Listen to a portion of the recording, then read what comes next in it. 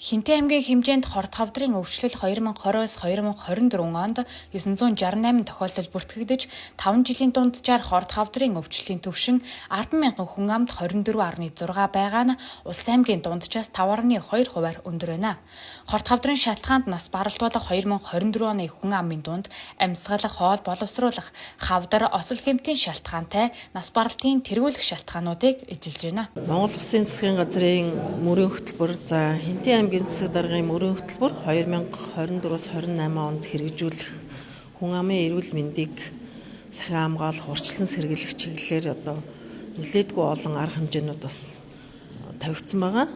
За энэ хүү арга хэмжээний хүрээнд бид нар хавдрын эсрэг хамтдаа арга хэмжээг 4 жилээр зохион байгуулахар төлөвлөсөн байгаа. Яагаад энэ арга хэмжээг зохион байгуулах болсон бэ гэвэл хүн амын дунд Монгол улсад төдийгүй аймагт бол ходоодны хавдар, элегний хавдар, за сүүлийн үед эрчүүдийн дунд төрөө улчран хавдар, за амаа үзүүний хавдрууд бол нилээдгүй ихсэж байна.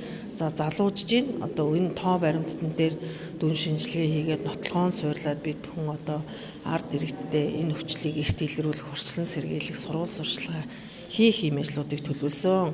За 2025 оны 6 сарын 12-нд бас эрүүл мэндийн сайдын тушаалаараа хүн амын дунд хорт хавдар өвчнийг урьдчилан сэргийлэх тэмцэх юм бас хөтөлбөр шинжилэн гаргагдсан. За тэгээд мөн 10 сарын 10-наас 25-ны хооронд сум өрхийнхөө эрүүл мэндийн төвийн хэмжнэрээ бас авчир сургана. За нийгмийн эрүүл мэндийн ажилтнуудаа за бас хорт хавдартай өвчтөнд тусламж үзээл хэрхэн үзүүлэх үү, хөнгөвчлөг эмчилгээг яаж гэрийн нөхцөлд үзүүлэх үгээд сувилагч нарт бас хөнгөвчлөг эмчилгээний тусламж үйлчилгээний талаар бас мэдлэг дадлага хосолсон юм сургалтуудыг үе шаттайгаар зохион байгуулнаа. За тэгээд 11 сард 22 сумдынхаа хүн амын эрүүл мэндийн төлөө бас бид нар хавдрын судлалын үндэсний төвийн эмчнэртэй хамтраад бас үзлэг зохион байгуулахар төлөвлөж байна. Аймгийн нэгдсэн эмнэлгийн мэргэжлийн эмчнэрийн багийг бас томилж ажиллуулна. За ингэснээр хүн амын дунд хорт хавдраас урьдчилан сэргийлэх мэдлэг мэдээллийг түгээх юм. За эрт илрүүлэх нь хожуу шатандаа онцлогдож цаг усаар эндэж байгаа учраас бид нар аль болохоор хавдар эмчлэгддэг боломжтой юм а гэдгийг иргэдийн мессеж илгээж өөрснөө эрүүл мэндэд анхаарч хариуцлага хүлээж эмнэлэг рүү хандаж энэ үйл ажиллагааг бид бүхэнтэй хамтарч үр дүнтэй зохион байгуулах байхаа гэж бодож байна.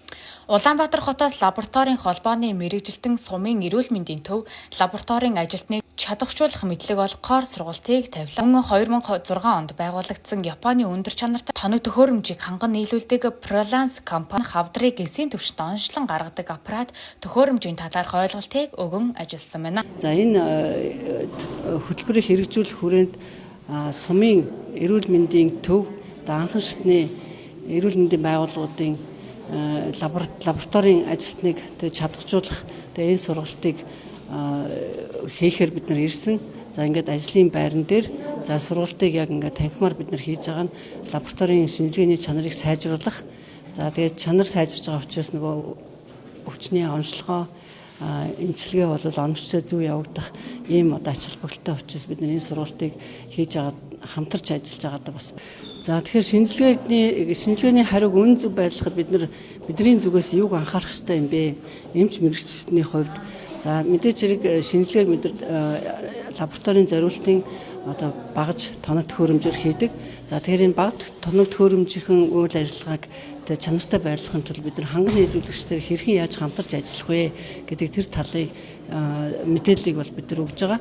Тэгэхээр шинжилгээний чанарыг хангахад ганцхан лабораторид ажиллаж байгаа мэргэжилтэн биш, ханган нийлүүлэгч биш. За шинжилгээ хийлгэж байгаа үйлчлүүлэгч маань бас яг энэ лабораторийн зүгээс шинжилгээ хийлгэхэд анхаарах шаардлагуудыг бас хангах ёстой байдаг учраас энэ талын мэдээллийг бид нар бас цааш нь үйлчлүүлэгч нартаа иргэдтэй бас дамжуулж хэлээсэй гэдэг ийм мэдээллийг бас хамтдаа өгч байгаа. За юу ч гэсэн манай компани бол Prolance гэдэг компани байгаа. 2006 онд байгуулагдсан. 2007 оноос хойш Sysmex гэдэг Японы корпорацийн альбист дистрибьютор, саяны наран багштар бид нэр зөвлөх багштар байдаг. Аппарат маань болохоор ерөнхийдөө 2007 оноос хойш шанарын гадаад хяналт гэдэг бид ярьж чинь жил 22 17 дахь жилдээ явж байгаа. 34 дахь удаа шанарын гадаад хийгдсэн байна. Тэрний тоног төхөөрөмж уруулж бодсуудын бид нар хааны нийлүүлээд засварлалтыг нэгээд болон бусад эмнэлгүүдээр тараан түгээдэг. Тэрнтэй холбоотой сургалт семинар сайн ярьсан засварлалын эдгээр хариуцаад явдаг тийм компани байгаа. 2024 оны судалгаагаар 2 өдөрт нэг эмэгтэй умаан хүзүүний хорт хавдраар нас орж яана гэсэн тоо баримт гарсан байдаг. Энэхүү тоо баримтыг цаашид хэрхэн бууруулах, хорт хавдраас хэрхэн ангижрах тал дээр төвлөрөн ажиллаж байна. Үүнээс зэрэгцээ HPV вакцинд бүрэн хамрагдсанаар умаан хүзүүний хорт хавдраас бүрэн сэргийлэх боломжтойг эмэгтэйчүүдийн эмч онцлон ярьж байлаа. Эмэгтэйчүүдийн хорт хавдрын нийтлэг шалтгааныг дийлэх шалтгааныг бол умаан зууны хавдар эзлээд байгаа. Өдөрт 1-2 кейс шинээр онцлогдож байгаа. Өдөр болгоо нэг өдөрт. Тэгээд 2 өдөрт нэг удаа умаан зууны хавдраар хүн нас орж ийн гэдэг юм 2024 оны ийм улсын хэмжээний статистик тоо баримт байна. За тэгэхээр тэр өдөрт 1-2 онцлогдоод байгаа тэр кейсийг бид нар одоос эхлээд арай эрчимтэй ажиллаад яаж бууруулах юм бэ гэдэг дээр төвлөрж ажиллаж байгаа улс бол за Хинтээ аймгийн эрүүл мэндийн газар бол умаан хүзүүний эсийн шинжилгээг чанартай авах, их баригч нарыг чадваржуулах. За тэгээд дээрэс нь мэдлэгийг олох тал дээр бол ажиллаж байгаад би бол баяртай байна. Би бол их баригч нарт хичээл орж байгаа. Их баригч нарыг чадваржуулах сургалтыг орж байгаа. За чадваржуулах сургалт гэдэг нь угаасаа мэддэг их баригч нар маань мэддэг. Тэгвэл судалгаа нотлохоор юун дээр алдаад байдаг юм бэ? Тэрийг нь засч залруулъя, байнга хийлье, үр дүн сайжруулъя гэдэг ийм одоо үйл ажиллагааг явуулж байгаа юм ч байна л да. Умаан хүзүүний хавдар бол эрт хугацаанд илэрх юм бол бүрэн эмчлэгдэх боломжтой. За цаашлаад сэргийлэх боломжтой. Одоо HPV вирусээс шалтгаалж хавдар үүсэж байгаа. За HPV вирусын вакцин Монгол улсад хийгдэж байгаа. Тэгэхээр энэ вакцины ач холбогдлыг таниулах гэж байгаа. Эмчийн зорилго нэгдүгürt, хоёрдугаарт эрт илрүүлэхийг одоо их баригч нартай чанартай хийх талаар л дэмжлэг үзүүлж байна да. Тэрнээс их баригч нар бол эрт илрүүлгээ хийж байгаа. Ард түмэндээ мэдлэгээ олгож байгаа. Тэр одоо яаж чадахжуулах юм бэ гэдэг дээр л одоо тусламж үзүүлж байгаа. HPV гэдэг нэртэй вирус байдаг. За 200 гаруй төрөл гадаад орчинд байдаг. Арсыг төрч амьдардаг ийм одоо бичил бит байна, вирус байна. Түүний 24 төрлийн идэвхтэйгээр нь хүүрч хүн замд халдаад бэлгийн замаар халдана. За арсын дээр байдаг байж байгаад бэлгийн замд халдаж байна гэдэг чинь бэлгийн харьцаагаар л халдах гэдэг. За тэгээд түүнээс шалтгаалаад умаан зүүн төрөгдөж очсноор одоо умаан зүүны хавдар үүсэх эхлэл тавигдана. За тэгэхээр тэр вирусыг халдаж орхоосон сэргийлэх зорилгоор вакцин хийгээд байгаа. Аюу үр дүнтэй.